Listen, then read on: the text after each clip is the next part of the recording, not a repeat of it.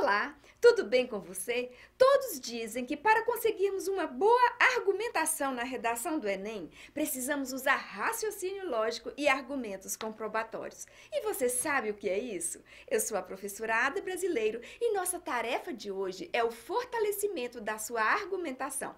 Bem, quando falamos em raciocínio lógico na redação do Enem, estamos nos referindo à dedução, já que a instrução é que o candidato apresente a sua tese logo na introdução e, no decorrer do texto, vá apresentando os argumentos que a comprovem, ou seja, partindo do todo e analisando as partes. Isso, gente, é raciocínio lógico dedutivo.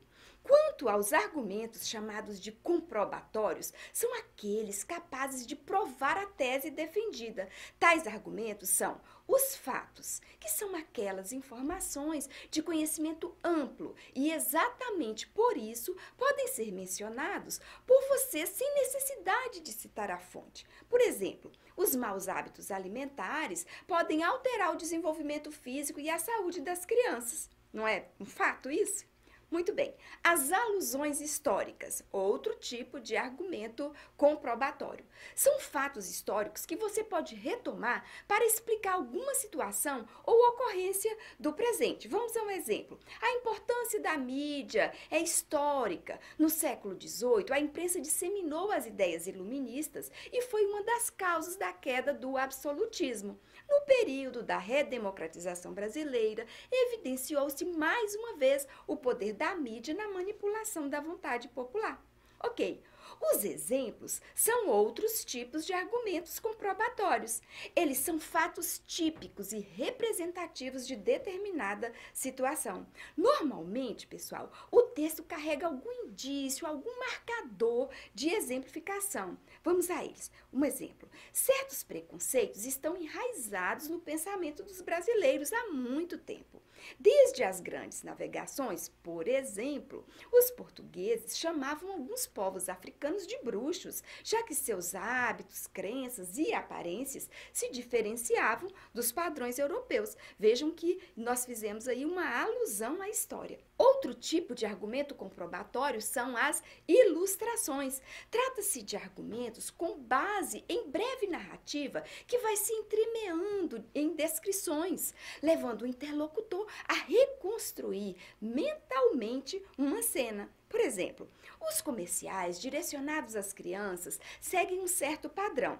As cenas mostram crianças em grupo, abrindo presentes, utilizando o produto da propaganda e, ao fundo, as músicas embalando o sonho. Veja que você imagina a cena, que não é longa, mas é suficiente para servir de argumento. Outro argumento comprobatório é o dado estatístico. São fatos numéricos extraídos de pesquisas e estatísticas. Para usar esse tipo de argumento, é necessário você se atentar à validade temporal do dado e também à fonte que o gerou. Um exemplo, de acordo com o mapa da violência de 2012, o número de mortes por essa causa aumentou assim 230% no período de 1980 a 2010.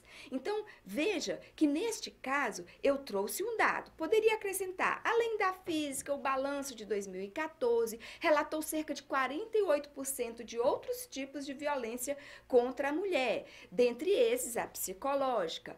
Por fim, nós vamos trazer os argumentos de autoridade, que também são comprobatórios, que são as citações de ideias, posicionamentos, teorias, estudos científicos, conceitos, que você traz para o seu texto como argumento, sendo que é necessário mencionar a autoria.